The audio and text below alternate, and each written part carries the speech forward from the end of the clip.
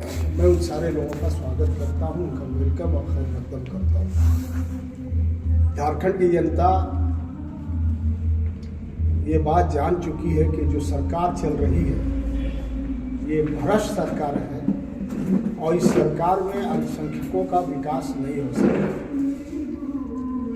जैसा कि आपको मालूम है कि हमारे माननीय मुख्यमंत्री जो पूर्व मुख्यमंत्री हेमंत सोरेन जी अभी जेल में है।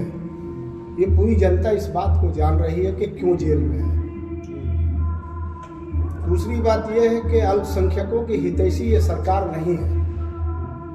अब आप कहेंगे कैसे, तो मैं बता रहा हूँ कि लगभग 5वां साल इस सरकार को होने चला है और इस सरकार में अभी तक मदरसा बोर्ड का गठन नहीं हुआ, उर्दू बोर्ड का गठन नहीं हुआ, अल्पसंख्यक कल्याण बोर्ड का गठन नहीं हुआ, अल्पसंख्यक वित्त विकास निगम का गठन नहीं हुआ, जबकि इनके मैनिफेस्टो में इलेक्शन में रहा है। आज ये सरकार अल्पसंख्यकों के अधिकार को भूल गई है और झूठे वादा कर इन्होंने हमसे वोट लेने का काम किया।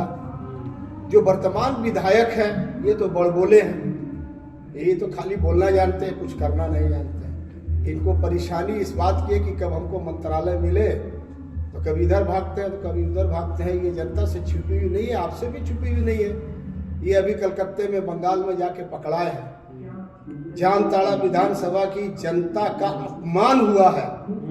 पूरे भारतवर्ष की जनता ने, पूरे भारतवर्ष के लोगों ने इस बात को देखा है कि ये अपनी गाड़ी में पैसा लेकर जा रहे थे और कैश पकड़ा गया, ये जेल में भी रहे हैं, इन पर एफआईआर भी हुआ है। ये बात किसी से छुपी हुई नहीं है। तो ये जनहित की क्या बात करेंगे? यहाँ की जामताड़ा विधानसभा की जनता का तो इन्होंने अपमान कर दिया और जामताड़ा विधानसभा की जनता का सौदा करने गए थे।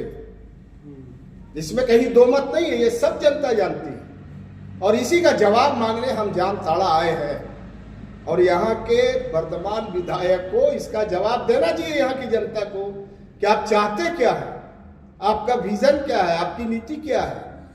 अब तो कभी हेमंत सोरेन की गाड़ी में बैठ के बोलते हैं कि देखिए बालू का अवैध लोड हो रहा है, सरकार में है।